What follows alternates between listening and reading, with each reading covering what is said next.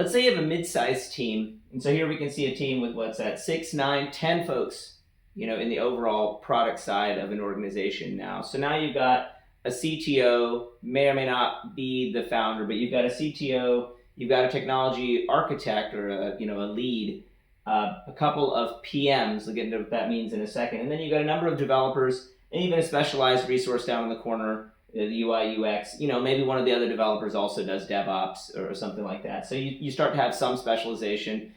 Some of your developers might be front-end focused versus back-end focused.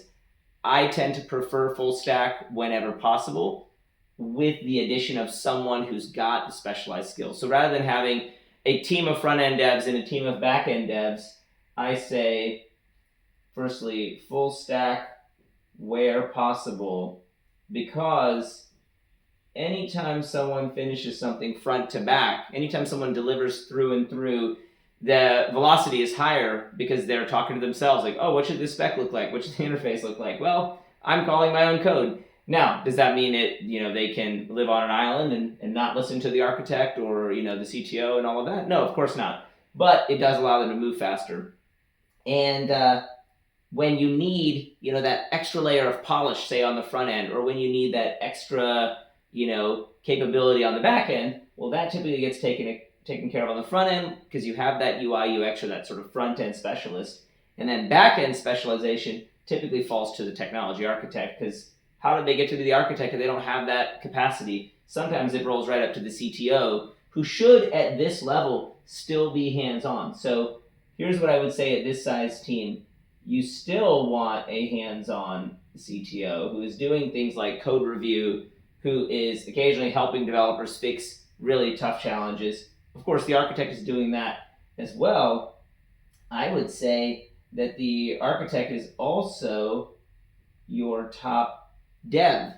So I believe very much in being hands-on.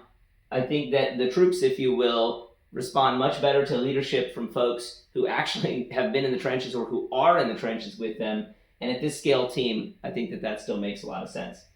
Now, you see these PMs. PMs are leading the devs. What happened to the engineering manager and all of that?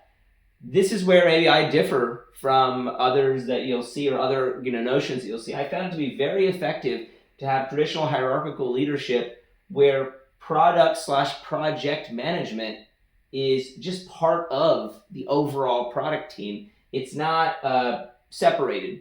And in fact, you have the same folks who are running the sprints and who are running the board. They are actually the ones day-to-day in charge of what are these developers doing, what are they working on. Do they know all the technical details? No, they don't. That's what the architect is there for. That's what the CTO is there for. But in terms of organizing the work, making sure it gets done, and sort of assessing whether or not, hey, is this person actually getting their job done? I do think that that's here. And what goes into this role? Well, I actually think at this level, I think it's still product management. It is project management.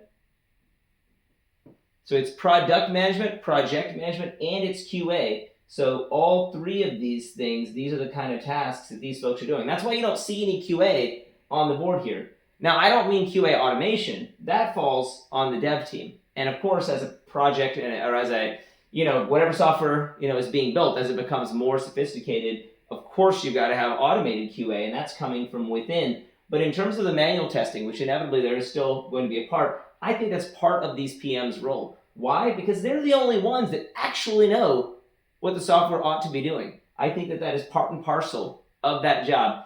You create a task, you manage it through the board, and when it hits the end of the board, you're the one that says whether or not it's good. And so that's leadership. That's how you manage the folks that are on your team. You're the one vetting whether or not the work is acceptable. And so this naturally flows together.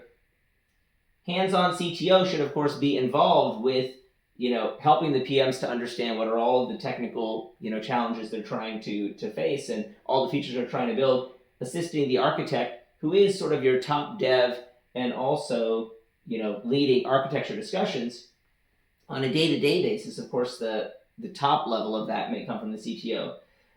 But what does the CTO do in this role? They are heading up, of course, architecture, PM. I would say that they are, by default, also in this structure, head of product. Now, at this scale team, I think that that's also a role that falls there. And in the ideal world, you have someone who is sufficiently technical to wear both of those hats. If it's not possible, then maybe you've got a separate head of product. But when possible, I think this is ideal, and then you can see how to split everything else out from there.